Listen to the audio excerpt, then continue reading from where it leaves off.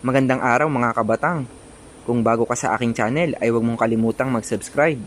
I-click mo na rin ang notification bell para updated ka sa mga susunod kong video.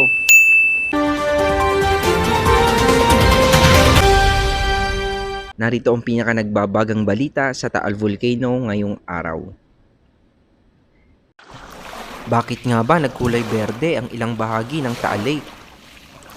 Ang ilang mga residente sa lugar ay nangamba at natakot na baka indikasyon daw ito ng pagsabog ng Bulkang Taal. Ngunit paglilinaw naman ng Department of Environment and Natural Resources, wala raw itong kinalaman sa aktibidad ng bulkan.